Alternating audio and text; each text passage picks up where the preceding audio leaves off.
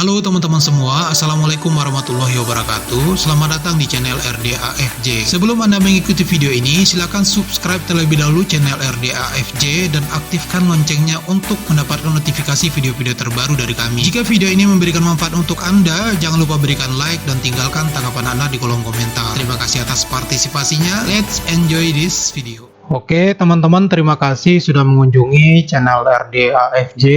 Di video kali ini, mari kita sama-sama belajar tentang rumus-rumus dasar Excel dan penerapannya pada pengolahan data. Perlu kita ketahui tentang rumus-rumus Excel itu bagaimana dan apa maksudnya. Dalam penggunaan Excel, diperlukan rumus-rumus tertentu untuk menjalankan perintah di spreadsheet.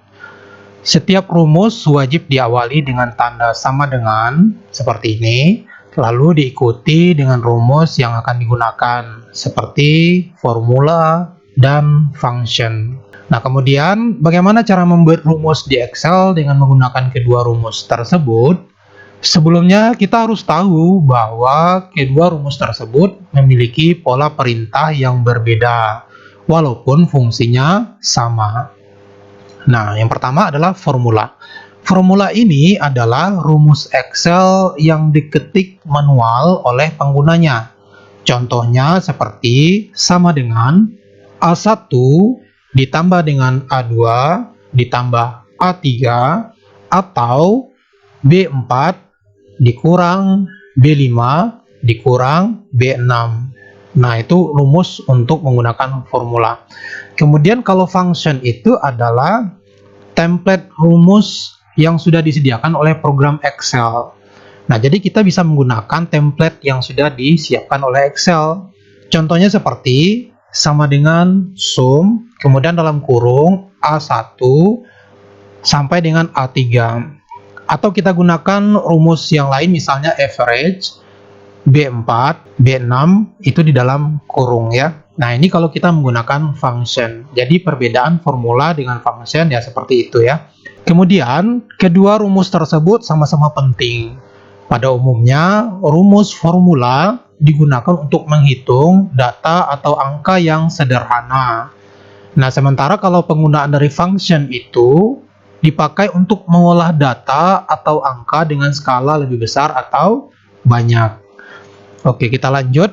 Kemudian, bagaimana cara membuat rumus Excel? Nah, di sini ada pembahasannya. Teman-teman silakan diikuti dulu ya sebelum kita praktek. Perlu ini teman-teman ketahui. Ada hal-hal yang perlu kita perhatikan dalam cara membuat rumus Excel. 3 komponen penting yang perlu kita ketikkan saat ingin menggunakan rumus function, yaitu yang pertama adalah sama dengan. Kemudian function seperti misalnya ada sum, ada average, ada if, dan lain sebagainya. Kemudian sel yang akan kita ambil datanya. Misalnya mulai dari A1 sampai dengan A2. Nah, ini adalah sel namanya ya.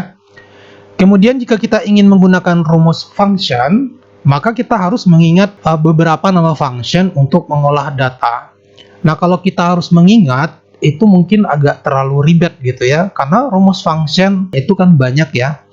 Tapi tenang saja teman-teman, ada caranya kok. Hal yang pertama yang bisa kita lakukan adalah input data atau angka yang akan diolah. Lalu klik pada sel di mana hasil kalkulasi datanya akan keluar. Nah, jadi maksudnya kita input dulu datanya seperti ini. Misalnya di sini ada nilai, kemudian kita ingin mencari rata-rata. Nah, nilainya kita isi dulu ya. Contohnya di sini ada 3 data. 20, 30, 40. Nah, kemudian kita ingin mencari rata-rata. Kemudian, klik pada sel di mana hasil kalkulasi datanya akan keluar. Untuk hasil rata-rata ini, kita akan menggunakan rumusnya di sini atau functionnya di sini. Nah, itu yang dimaksud dengan poin pertama ini.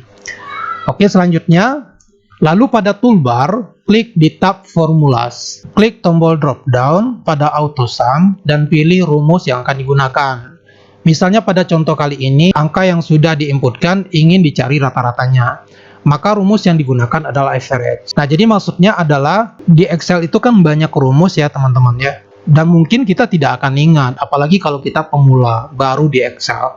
Nah, jadi caranya untuk mengingatnya atau untuk mengetahui dari rumus-rumus tersebut, kita klik saja Formulas di menu toolbar, kemudian kita klik di bagian auto sum. Nah, di sini adalah kumpulan dari rumus-rumus atau function di dalam Microsoft Excel. Nah, misalnya kita ingin menggunakan average seperti ini, jadi kita tinggal klik average saja. Oke, nah kemudian kita blok sel yang akan kita cari rata-ratanya. Nah, kira-kira seperti itu. Next, kemudian yang ketiga, pilih sel data yang akan dihitung rata-ratanya. Misalnya kita ingin mencari rata-rata, kemudian kita klik tadi average. Nah, untuk selnya kita blok. Ini yang kita blok mulai dari angka 20 ini sampai dengan 40. Karena kita akan mencari nilai dari rata-rata 3 data yang sudah kita inputkan. Kemudian yang terakhir, tekan tombol enter dan hasilnya akan muncul seperti ini. Jadi kalau sudah selesai kita buat functionnya, kemudian kita blok selnya, kemudian langsung saja kita klik enter sehingga akan memperoleh hasil dari rata-rata yang sudah kita cari. Jadi teman-teman, untuk function ini banyak ya. Nah, kita akan mempelajari function-function yang ada di Microsoft Excel ini. Oke, next. Nah, pada kesempatan kali ini kita akan belajar 30 rumus di Excel. Oke, yang pertama kita akan menggunakan function sum. Dalam belajar Excel, rumus dasar ini digunakan untuk melakukan penjumlahan angka yang sudah diinput di dalam sel tertentu. Sum juga dikenal sebagai rumus tambah Excel. Misalnya kita ingin menjumlahkan angka dari sel A2 sampai dengan A4. Sel A2 itu, ini dia teman-teman, ini A, ini 2. Jadi datanya yang ini ya. Kemudian sampai dengan A4. A4 ini adalah yang ini teman-teman kolomnya. Kemudian ini adalah 4-nya. Jadi ini disebut dengan A4. Nah, kemudian kita ingin menjumlahkan semua data ini. Nah, kalau secara manual kita akan membuat rumus sama dengan A2 ditambah A3 ditambah A4. Nah, dengan menggunakan rumus sum, kita tidak perlu menambahkan seperti itu.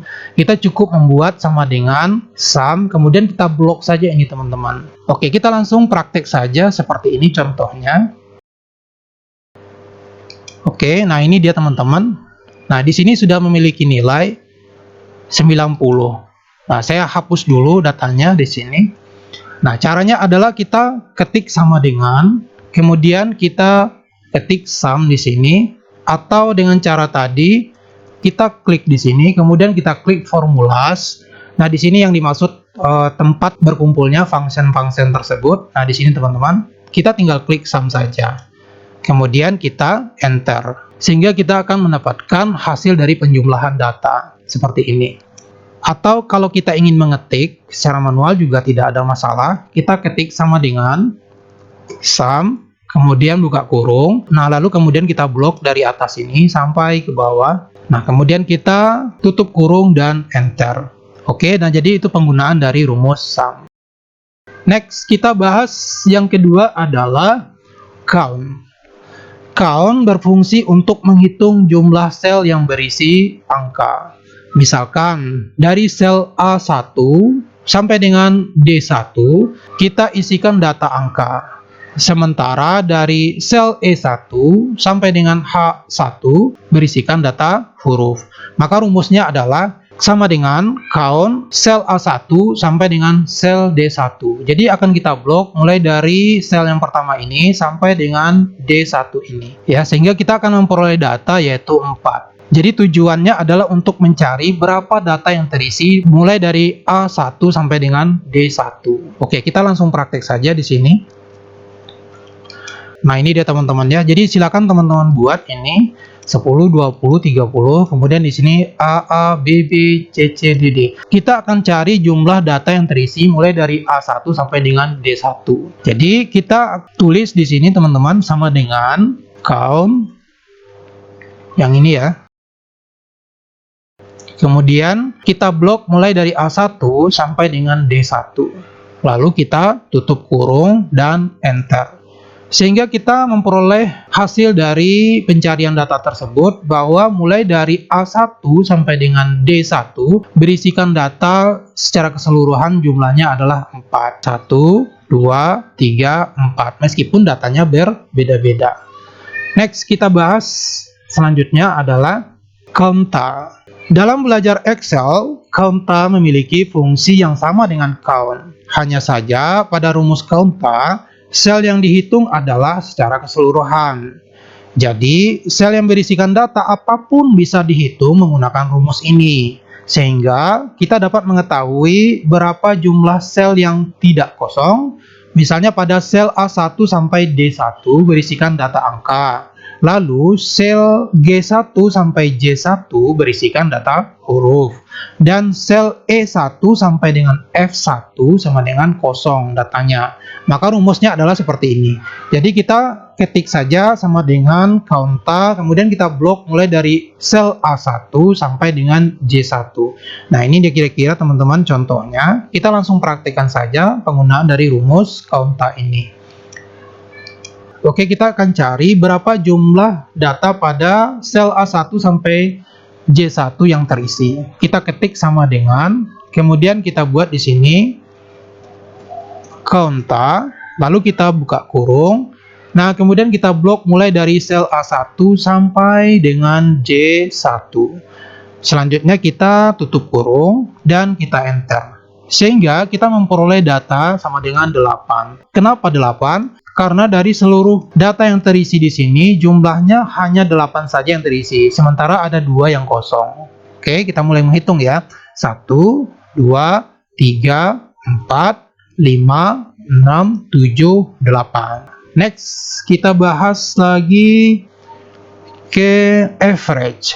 Nah, average ini sudah kita bahas sebelumnya pada awal-awal pembahasan tadi, bahwa rumus yang satu ini berfungsi untuk menghitung rata-rata angka pada rank sel tertentu. Misalkan kita ingin menilai rata hasil UTS minggu lalu, maka kita bisa langsung input data angka di sel dan menggunakan rumus average sel A2 sampai dengan sel A7. Oke, kita langsung saja praktek di Excel-nya. Oke, kita akan cari rata-rata dari nilai UTS yang sudah kita inputkan. Jadi data ini kita inputkan dulu ya, teman-teman ya. Oke, kita langsung saja di sini teman-teman kita ketik sama dengan, kemudian kita tulis average atau kita pilih di sini. Kemudian kita blok mulai dari sel A2 ini sampai dengan sel A7. Kemudian di sini kita tutup kurung dan kita enter. Sehingga kita mendapatkan rata-rata nilai mulai dari sel A2 sampai dengan sel A7. Next, kita bahas lagi ke function kelima atau rumus kelima, yaitu if. Rumus if memiliki peran penting untuk membantu kita dalam mengidentifikasi data berdasarkan logika tertentu. Biasanya digunakan untuk jawaban benar atau salah. Misalkan kita ingin mengecek apakah angka yang ada di sel A1 lebih besar dibandingkan dengan angka yang ada di sel B1. Jika memang angkanya lebih besar, maka jawabannya adalah benar. Dan sebaliknya, jika lebih kecil, maka jawabannya adalah salah. Nah, cara membuat rumusnya seperti ini, sama dengan if, kemudian di dalam kurung, sel A1 besar dari sel B2, kemudian kita tambahkan titik koma, lalu kita berikan keterangan yang pertama adalah benar di dalam tanda kutip, kemudian koma, dan selanjutnya kita berikan keterangan untuk salah di dalam tanda kutip, kemudian kita tutup kurung. Nah, ini contohnya seperti ini teman-teman. Apakah angka di sel A1 lebih besar dari angka di B1? Nah, ini dia teman-teman ya, B1. Nah, jawabannya adalah salah. Oke, nah sekarang kita coba praktekkan di sini untuk penggunaan rumus if. Nah, ini dia teman-teman ya. Jadi kita akan buatkan rumusnya di sini saja, di sini ya. Sama dengan, kemudian kita buka kurung, lalu kita klik saja sel A1 ini, kemudian kita ketikkan besar dari, kemudian selanjutnya sel B1, lalu kita ketik titik koma, selanjutnya kita buat keterangan benar di dalam tanda kutip, kemudian koma, selanjutnya kita buat salah. Nah, selanjutnya kita tutup kurung. Oke, saya edit di sini titik koma, kemudian enter. Sehingga kita memperoleh hasil dari penggunaan rumus if yang dimana mempertanyakan apakah angka di sel A1 lebih besar dari angka di sel B1. Jawabannya adalah salah. Oke, kita lanjut ke pembahasan berikutnya, yaitu mengenai max. Function max berfungsi untuk mencari angka tertinggi di dalam suatu deretan data. Misalkan kita ingin mencari nilai tertinggi hasil UTS, ujian tengah semester ya. Maka kita bisa input data angka di sel yang ditentukan, mulai dari sel A2 sampai dengan sel A7. Cara membuat rumus max tersebut adalah seperti ini. Sama dengan max, kemudian kita blok selnya, lalu kita enter. Nah, ini dia kira-kira contohnya teman-teman. A2 yang ini, A7 yang ini. Nah, ini semua kita blok ya. Mari kita coba praktekkan. Oke, ini dia max. Oke, kita coba gunakan rumus max dengan menulis sama dengan, kemudian kita ketik max, lalu kita buka kurung. Nah, ini datanya sudah disiapkan, jadi kita tinggal blok saja mulai dari A2 ini, kemudian sampai dengan A7. Selanjutnya kita tutup kurung dan kita enter. Sehingga kita akan memperoleh nilai paling tinggi dari data yang ada ini. Nilai yang paling tinggi dari data ini, data nilai UTS ini adalah 90. Selanjutnya, kita akan bahas function min. Kalau tadi kita bahas max, sekarang min. Function min ini sebetulnya hampir sama dengan max penggunaannya, cuman bedanya adalah kita mencari nilai terendah. Oke, cukup kita menggunakan min di depannya, kemudian kita blok sel yang akan kita cari nilai paling terkecil. Oke, kita langsung saja menggunakan function min di Microsoft Excel. Oke, tadi kita sudah mendapatkan nilai terbesar, sekarang kita akan cari nilai terkecil. Sama dengan min, kemudian buka kurung, lalu kita blok lagi mulai dari sel A2 sampai dengan sel A7. Kemudian kita tutup kurung dan kita enter. Sehingga kita memperoleh data yang paling terkecil yaitu 80. Next, selanjutnya kita bahas ke function trim. Dalam belajar Excel, rumus trim bisa membantu kita dalam merapikan data dalam suatu sel. Biasanya, tanpa disadari, kita mengetik spasi sebanyak 2 kali atau bahkan lebih. Hal ini bisa menimbulkan hasil error pada saat kalkulasi data. Dengan menggunakan trim, spasi yang diketik sebanyak 2 kali tersebut bisa langsung dirapikan secara otomatis. Nah, perlu diperhatikan bahwa rumus ini hanya berlaku dalam satu sel saja. Jadi, kita harus menggunakan satu per satu. Cara membuat rumusnya adalah seperti ini. Trim, kemudian kita klik sel yang akan kita rapikan tulisannya. Oke, kita langsung saja ke penggunaan rumus trim di dalam Microsoft Excel. Nah, seperti ini ya. Ini di sini ada spasi, misalnya kita buat spasinya 2 kali di sini. Lalu di sini ada 2 kali juga. Nah, sekarang kita akan rapikan dengan cara kita ketik sama dengan, kemudian trim, lalu kita buka kurung, dan kita klik sel yang akan kita rapikan tulisannya. Kemudian kita tutup kurung dan kita enter. Spasinya lebih rapi dibandingkan spasi sebelumnya. Oke, nah itu penggunaan dari function trims. Next, kita bahas ke rumus ke-9 di dalam Microsoft Excel, yaitu AND.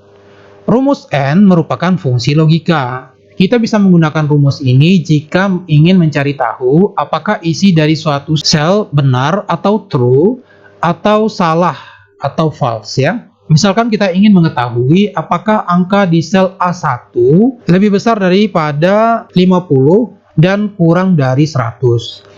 Jika jawabannya benar, maka kata true akan muncul. Dan sebaliknya, jika jawabannya salah, maka kata false yang akan muncul. Cara membuat rumus di Excel-nya seperti ini. Sama dengan AND, kemudian kita buka kurung, lalu kita klik sel yang akan kita bandingkan, kemudian besar dari, nah ini datanya adalah 50. Kemudian, koma, dan ini adalah sel A1 lagi. Nah, kalau tadi besar dari 50, sekarang kita buat kecil dari 100. Oke, kita coba praktekkan di Microsoft Excel-nya rumus dari AND atau function AND ini ya.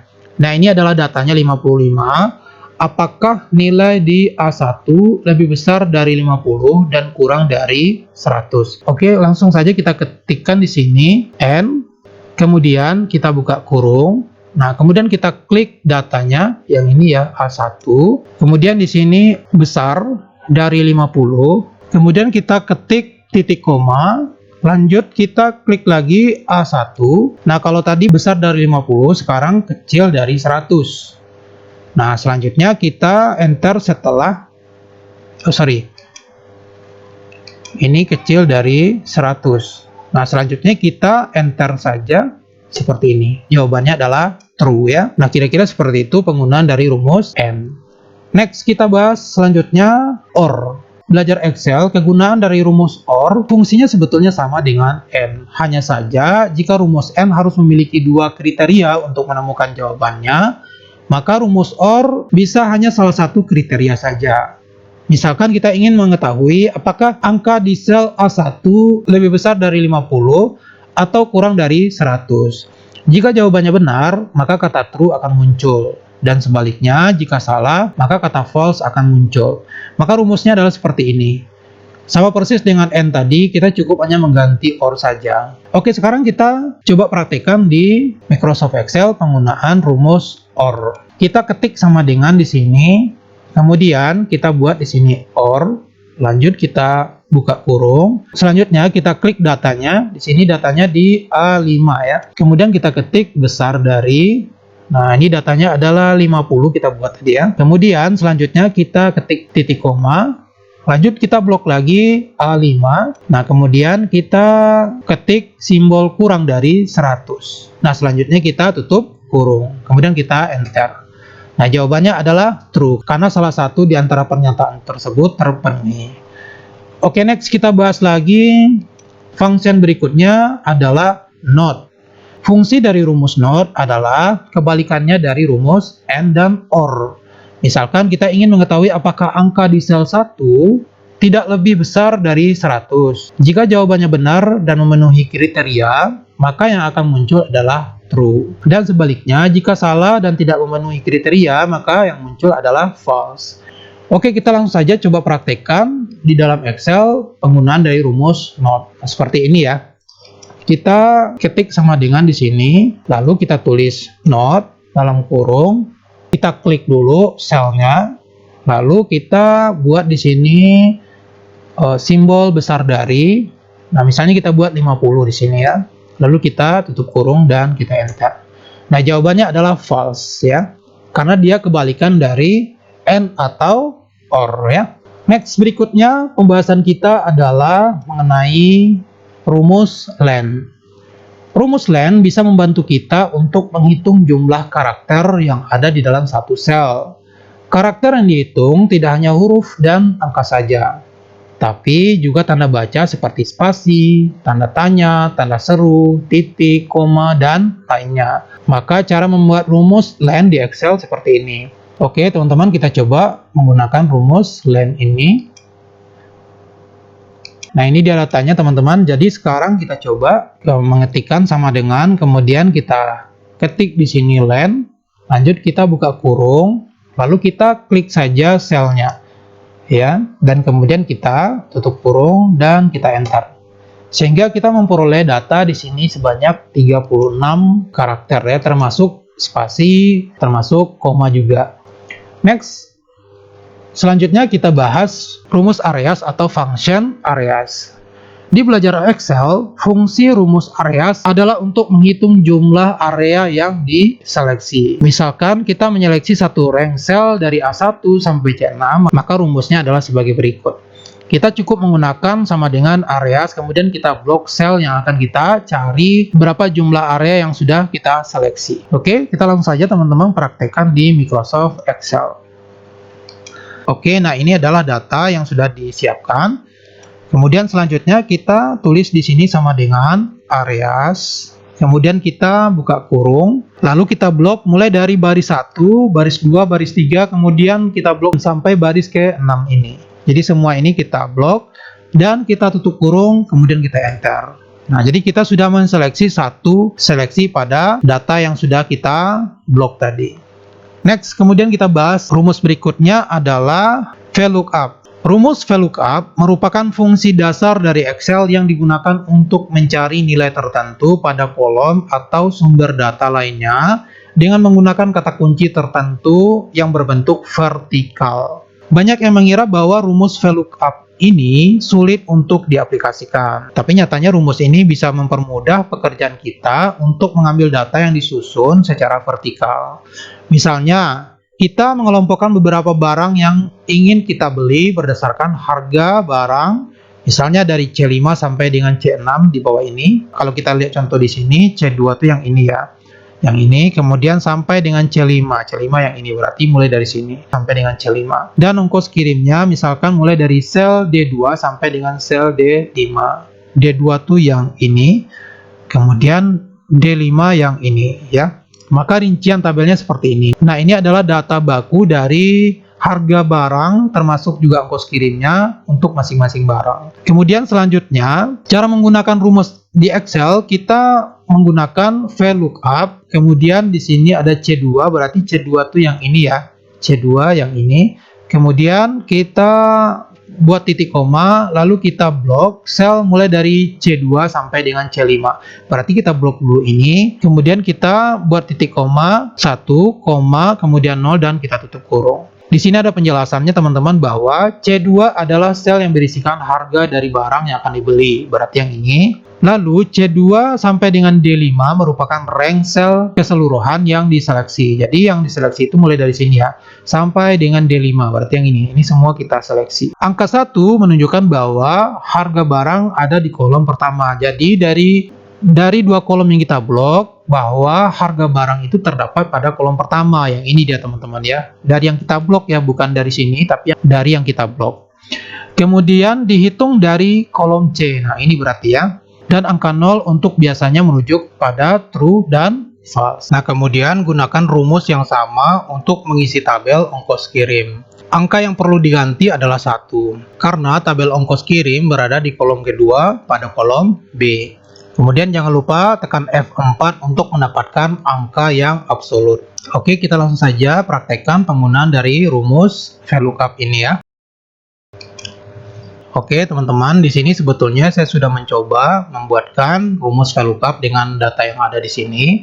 Nah, sekarang saya hapus dulu ini biar kita sama-sama mencoba ya. Nah, ini teman-teman adalah data yang sudah disiapkan khusus untuk data barang, mulai dari nama, harga barang, dan ongkos kirim. Nah, ini adalah data bakunya ya. Nah, kemudian data di bawah ini adalah data barang-barang yang dibeli. Data pada barang yang dibeli ini terdapat data yang sama di sini. Misalnya hair dryer, di sini ada 1, 2, 3 item ya. Nah, kemudian kita cek lagi untuk kunci Swiss, di sini ada 1, 2, 3, 4. Nah, begitu juga dengan spion, ada 1, 2 item. Nah, untuk membuatkan harga barang dan ongkos kirim, kita tidak perlu membuatkan secara manual di sini. Misalnya hair dryer, kita buat misalnya harga barangnya 40. Kemudian kunci Swiss, kita buat harga barangnya misalnya 30. Sampai dengan ke bawah ini kita tuliskan secara manual. Nah, itu tidak perlu kita buat. Begitu juga dengan ongkos kirim. Kita cukup menggunakan rumus VLOOKUP saja. Nah, dari contoh tadi bisa kita praktekkan langsung saja di sini teman-teman. Kita ketik di sini sama dengan, kemudian VLOOKUP, lalu kita buka kurung. Nah, kemudian kita klik dulu untuk nomor barangnya atau kode barang ya. Jadi nomor ini bisa kode, bisa nomor gitu teman-teman. Kita klik dulu nomor barangnya. Lalu kita ketik titik koma. Nah, selanjutnya kita blok data yang ada pada data barang yang baku di atas ini, mulai dari sel A2 yang ini sampai dengan sel D5 sampai yang ini ya, sampai yang di bawah ini. Nah, setelah kita blok rank data ini, kemudian kita ketik di keyboard kita F4 untuk mendapatkan data yang absolut ya.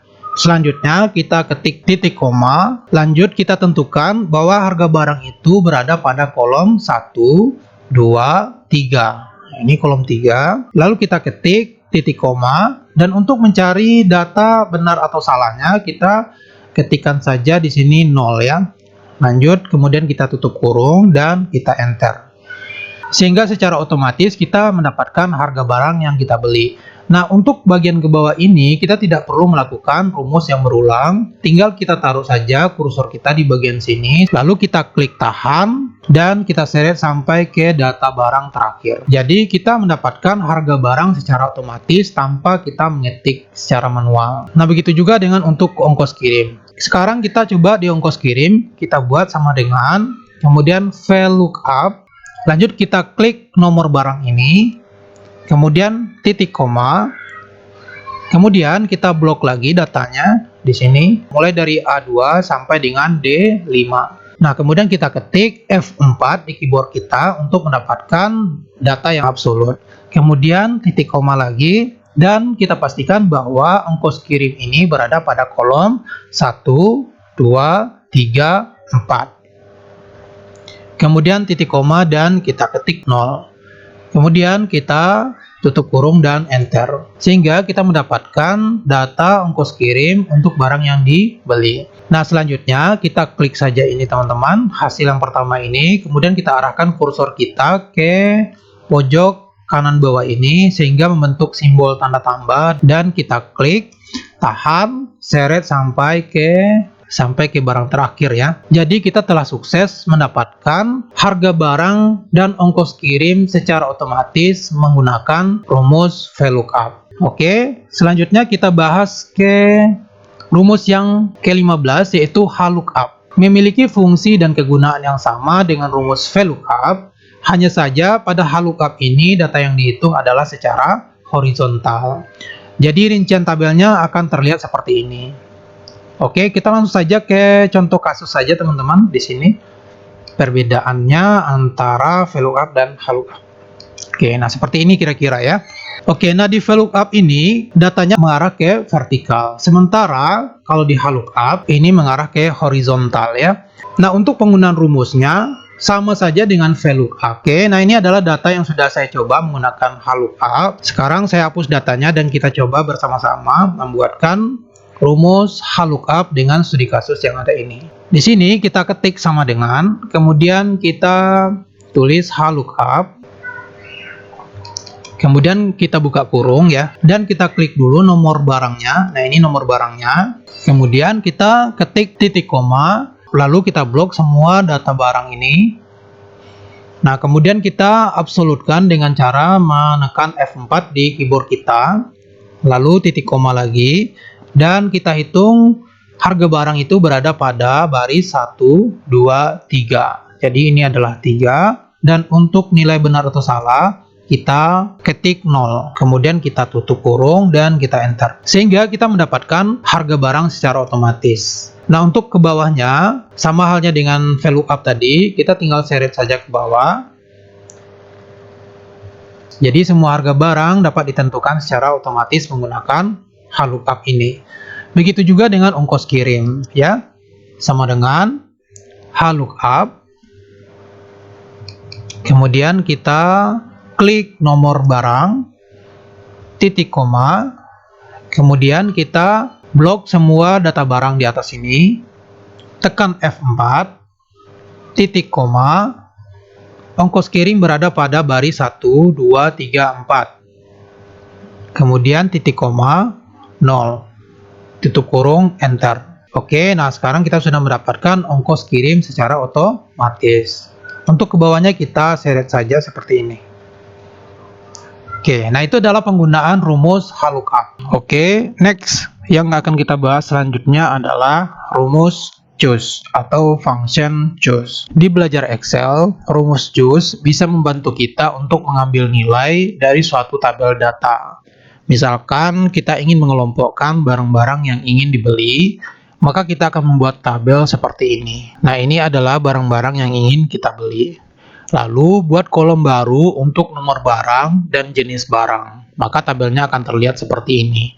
Nah, ini maksudnya yang ini tadi. Kemudian kita buat lagi nomor barang dan jenis barang atau nama barang gitu ya. Nah, selanjutnya sel pertama yang kita masukkan adalah E2, yaitu nomor barang. Lalu masukkan sel B2, B3, dan B4 yang berisikan nama barang yang ingin kita beli. Setelah kita masukkan rumus choose, E2, B2, B3, B4, B5, dan tekan enter, maka tabelnya akan terlihat seperti ini.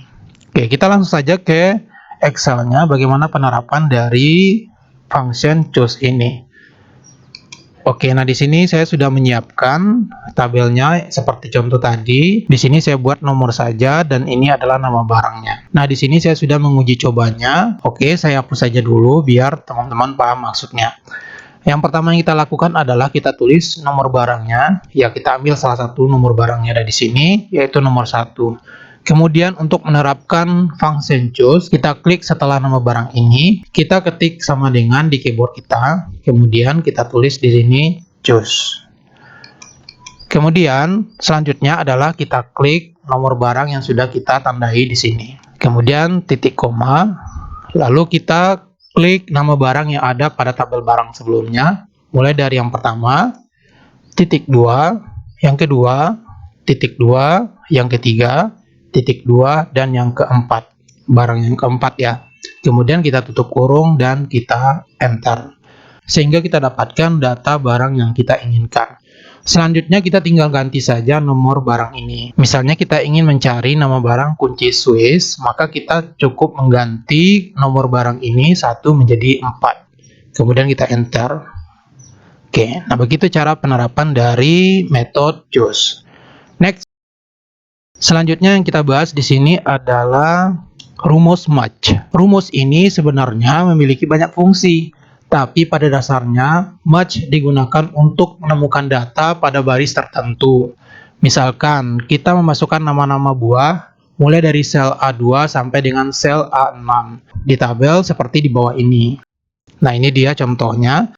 Kemudian lalu kita ingin mencari buah apel ada di baris keberapa. Maka rumus yang kita gunakan adalah seperti ini. Nah, untuk lebih jelasnya, mari kita coba langsung ke Excel-nya saja. Oke, nah ini adalah contohnya teman-teman. Di sini ada 6 buah, ada pisang, ada nanas, ada mangga, semangka, dan apel. Kemudian kita akan mencari di baris keberapakah masing-masing buah yang kita ingin tahu keberadaannya. Oke, yang pertama yang kita lakukan adalah kita tulis dulu di tempat yang kosong nama buah, misalnya mangga.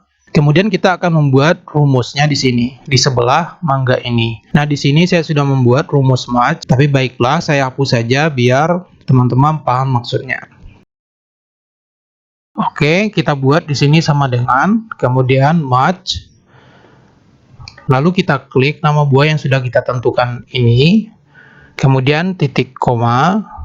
Nah, selanjutnya kita blok semua nama buah yang ada di sini, mulai dari pertama sampai dengan terakhir. Kemudian kita ketik titik koma lagi dan kita ketik di sini kosong. Kemudian kita tutup kurung dan kita enter. Sehingga kita mengetahui bahwa buah mangga itu berada pada baris ke-3. 1, 2, 3. Oke, nah kemudian misalnya kita ingin mengganti ke apel, dan apel itu berada pada baris ke-5. 1, 2, 3, 4, 5. Next, pembahasan berikutnya adalah tentang ceiling. Rumus ini berfungsi untuk membulatkan angka dengan kelipatan 10 ke angka atas terdekat.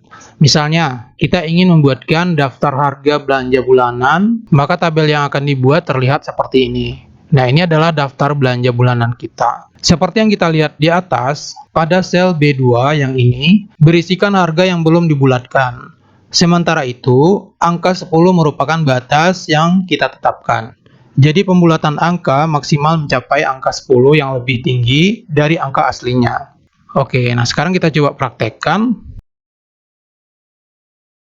Di sini saya sudah mencobanya, tapi baiklah sama-sama kita coba saja dan ini saya sub. Oke, nah di sini saya sudah mencobanya, tapi saya nah di sini sebelumnya saya sudah mencobanya dan ini adalah hasilnya. Tapi baiklah kita akan coba sama-sama membuatnya. Oke, saya hapus dulu dan mari kita coba sama-sama membuat rumus ceiling. Sama dengan ceiling, kemudian di dalam kurung, lalu kita tulis di sini C2, kemudian kita ketik titik koma dan kita tulis 10. Lalu kita tutup kurung dan kita enter. Sehingga nilai harga barang yang sebelumnya Rp39.999 sudah menjadi Rp40.000 karena sudah digenapkan. Nah, untuk ke bawahnya kita tinggal klik di bagian sini sehingga membentuk simbol tanda tambah dan kita klik tahan, seret, dan kemudian kita lepaskan. Oke, nah itu penggunaan dari rumus ceiling. Next, kita bahas ke rumus berikutnya adalah floor. Jika rumus Sailing membulatkan angka kelipatan 10 ke atas, maka rumus floor digunakan untuk membulatkan angka kelipatan 10 ke bawah. Oke, nah sekarang kita langsung saja ke Excel-nya. Seperti ini maksudnya. Nah, ini adalah floor. Nah, kalau yang tadi kita membulatkan 10 angka ke atas, nah sekarang kita bulatkan 10 angka ke bawah. Oke, nah seperti ini coba teman-teman lihat, Rp39.999 ini menjadi Rp39.990. Nah, ini dibulatkan menjadi 90, artinya 10 angka ke bawah. Nah, kita cukup hanya mengganti yang tadi adalah Sailing, sekarang kita ganti menjadi floor. Nah, ini dia rumus floor yang kita gunakan pada studi kasus yang ini. Oke. Nah, untuk ke bawahnya kita tinggal seret saja seperti ini. Next, rumus yang akan kita bahas berikutnya adalah countif. Dalam belajar Excel, rumus countif digunakan untuk menghitung jumlah sel yang memiliki kriteria yang sama, sehingga sangat memudahkan kita dalam hal menyortir data. Misalkan, kita melakukan survei kepada 10 orang responden, lalu kita ingin mengetahui ada berapa orangkah yang bekerja sebagai petani. Maka cara membuat rumusnya di Excel sebagai berikut. Nah, oke, nah ini dia contohnya teman-teman. Baiklah, kita langsung saja ke Excel-nya. Penggunaan dari rumus countif ini. Di sini kita siapkan dulu nama respondennya, kemudian profesinya. Responden itu berjumlah sekitar 10 orang. Nah, kolom profesi ini terdiri dari beberapa profesi. Mulai dari buruh, ada petani, ada guru, buruh lagi, petani gitu ya. Nah, jadi kita ingin mengetahui berapa profesi petani di dalam kolom ini. Kemudian kita tulis di sini keterangannya adalah jumlah responden sebagai petani. Nah, kita akan buat rumusnya di sini. Saya sudah membuatkan rumusnya seperti ini, tapi baiklah saya hapus dulu biar teman-teman juga bisa mengikuti. Oke, kita ketik sama dengan, kemudian kita tulis countif. Nah, selanjutnya kita blok semua profesi di kolom profesi ini. Kemudian kita ketik titik koma, kita ketik tanda kutip, kita tulis petani. Kita tutup tanda kutipnya dan kita tutup kurung. Lalu kita enter. Sehingga kita mengetahui bahwa jumlah responden berprofesi sebagai petani adalah 4. Nah, bagaimana kalau misalnya kita ingin mencari dari 10 responden ini berapa orangkah profesinya sebagai guru? Ya, kita tinggal double klik, kemudian kita ganti ini menjadi guru. Kemudian kita enter. Nah, sehingga kita mengetahui bahwa jumlah responden dengan profesi guru itu sebanyak 2 orang ya. Nah, ini kita ganti saja keterangannya menjadi guru. Nah, begitu caranya teman-teman ya, penggunaan dari rumus countif. Next, pembahasan berikutnya adalah function SUMIF atau rumus SUMIF. Rumus ini berfungsi untuk menghitung keseluruhan jumlah angka yang ada pada sel-sel dengan kriteria tertentu. Misalkan, dari 10 responden yang sudah disurvei, kita ingin mengetahui berapa biaya hidup yang dikeluarkan oleh petani. Maka kita dapat menggunakan rumus sebagai berikut. Nah, ini adalah rumusnya teman-teman. Tapi biar teman-teman lebih paham, kita langsung saja ke Excel-nya untuk praktekkan penggunaan dari rumus SUMIF ini. Di sini saya sudah menyiapkan datanya, jadi teman-teman tinggal mencoba mengikuti dan memperhatikan. Di sini ada nama responden, kemudian di sini ada profesi, lalu di sini ada pengeluaran per bulan. Nah, kita ingin mengetahui responden yang profesinya sebagai petani itu pengeluarannya selama sebulan itu berapa, dan itu akan kita jumlahkan semuanya. Nah, kalau kita tidak menggunakan rumus SUMIF, maka kita akan cek satu per satu. Tapi Excel sudah menyiapkan rumus bagaimana caranya kita tidak perlu menambahkan secara manual. Oke, nah di sini saya sudah mencobanya dan hasilnya seperti ini. Tapi baiklah, saya hapus dulu biar teman-teman juga bisa mencobanya. Oke. Nah, di sini ada jumlah pengeluaran petani. Nah, di sini kita akan buat rumusnya. Kita ketik sama dengan, kemudian kita tulis di sini SUMIF. Lalu kemudian kita blok dulu seluruh profesi ini di dalam kolom profesi. Kemudian seperti tadi, kita ketik titik koma dan kita tentukan dulu profesinya adalah petani. Kemudian kita tutup dulu tanda kutipnya dan kita ketik titik koma. Lalu kita blok semua pengeluaran ini, mulai dari awal sampai dengan selesai.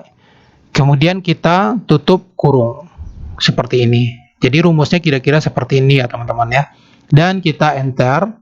Nah, sehingga pengeluaran responden yang profesinya sebagai petani selama sebulan itu sebanyak 3.850.000. Nah, kira-kira seperti itu ya.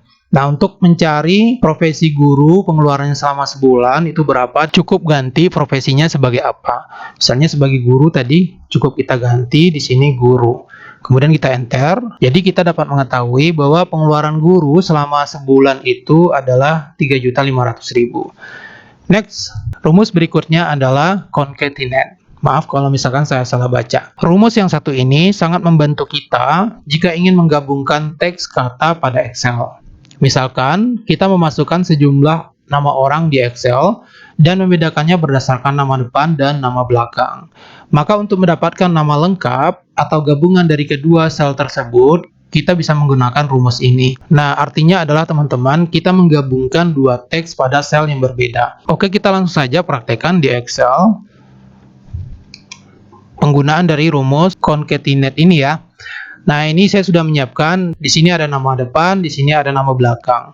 Oke, ini nama depannya dan ini adalah nama belakangnya. Nah, di sini kita buat nama lengkapnya siapa.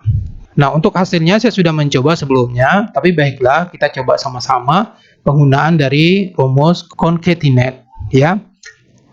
Oke, kita ketik di sini sama dengan, kemudian kita panggil atau kita tulis concatenate. Kemudian kita blok semua nama depan ini, lalu kita ketik titik 2. Nah, kemudian kita ketik tanda petik, kemudian spasi, tanda petik lagi, lalu titik koma.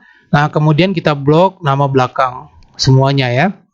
Lalu kita tutup dengan kurung. Kemudian kita enter. Sehingga nama depan dan nama belakangnya akan bergabung ya teman-teman ya.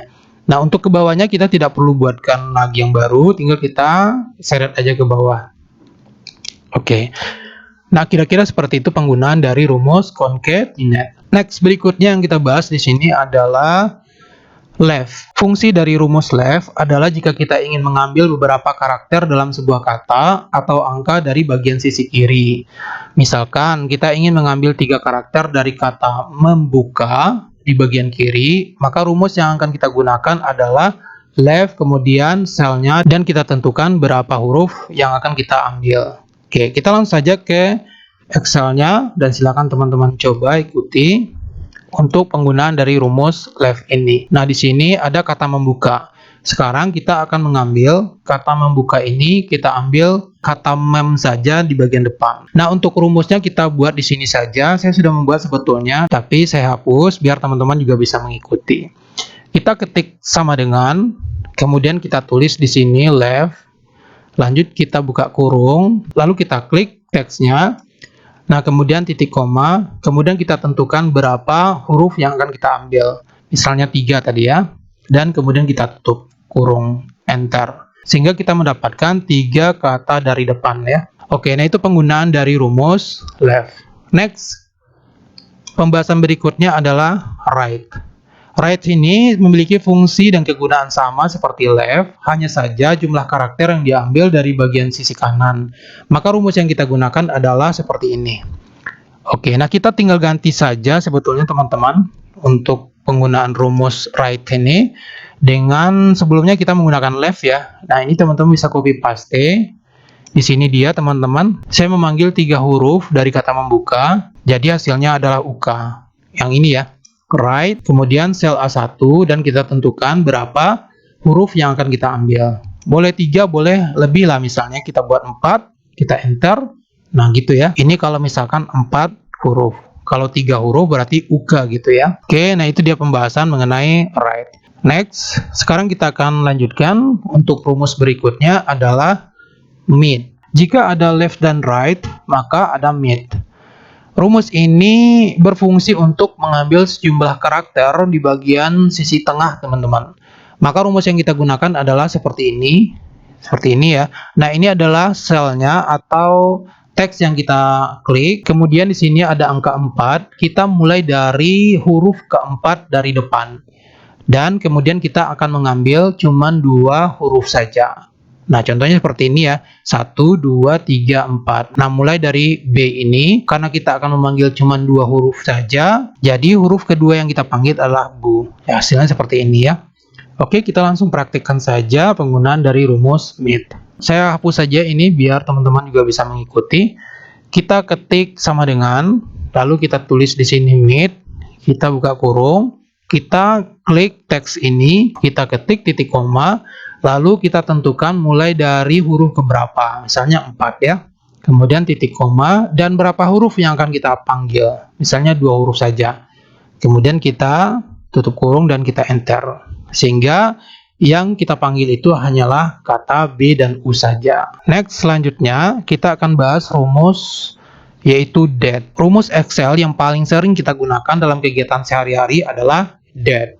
Seperti namanya, rumus ini berfungsi untuk menambahkan tanggal pada file Excel yang kita buat. Maka rumus yang kita gunakan adalah date, dan ini kita mulai dari tahun dulu, kemudian ini ada tanggalnya, dan ini adalah bulannya. Next, kita bahas langsung saja di Excel-nya. Jadi penggunaan dari rumus date itu seperti ini ya teman-teman ya. Kita langsung saja buat rumusnya. Oke, saya contohkan di bagian bawah ini. Yang pertama kita ketik sama dengan. Oke, nah saya hapus dulu biar teman-teman juga bisa mengikuti. Kita ketik sama dengan, lalu kita tulis date, kita buka kurung, kita mulai dari tahun, formatnya seperti ini, 2001. Kemudian yang kedua, tanggal, formatnya adalah 11 gitu, dan terakhir adalah bulan. Nah, kemudian kita tutup kurung dan kita enter. Sehingga kita mendapatkan tanggal secara otomatis di Excel ini. Next, pembahasan berikutnya yang kita bahas di sini adalah year. Rumus ini berfungsi jika kita ingin mengambil angka tahunnya saja pada suatu sel. Maka rumusnya adalah year, kemudian kita klik selnya atau kita klik tanggalnya ya. Oke, kita langsung saja ke Excel-nya. Seperti ini. Nah, di sini sudah ada tanggal, ada bulan, dan ada tahun. Nah, kemudian kita cuma mengambil tahunnya saja. Nah, seperti ini ya. Oke, saya hapus dulu biar teman-teman juga bisa mengikuti. Sama dengan year, kita buka kurung, dan kita klik tanggal ini, lalu kita tutup kurung dan kita enter. Sehingga kita mengambil cuma tahunnya saja. Next, pembahasan berikutnya adalah mengenai rumus month. Rumus ini berfungsi jika kita ingin mengambil data bulannya saja dari sel tertentu. Nah, kalau tadi tahun ya, sekarang bulan. Nah, sekarang kita langsung saja teman-teman ke Excel-nya seperti ini. Nah, ini adalah month, jadi yang diambil adalah bulan. Coba perhatikan, tadi year, rumusnya year, kemudian kita klik selnya. Nah, kalau di bulan, kita tinggal ketik sama dengan month, kemudian kita klik selnya, lalu enter. Nah, sehingga kita memperoleh bulannya saja. Next, pembahasan berikutnya adalah day atau days. Oke. Nah, kalau tadi kita berbicara tentang tahun, bulan, nah sekarang yang kita ambil adalah tanggal. Nah, rumus day dengan days ini berbeda teman-teman fungsinya. Kalau day kita mengambil tanggalnya saja. Tapi kalau days, kita akan menjumlahkan rentang hari dari tahun berapa ke tahun berapa. Oke, kita langsung saja ke Excel-nya biar teman-teman paham maksudnya. Penggunaan dari rumus day dan days.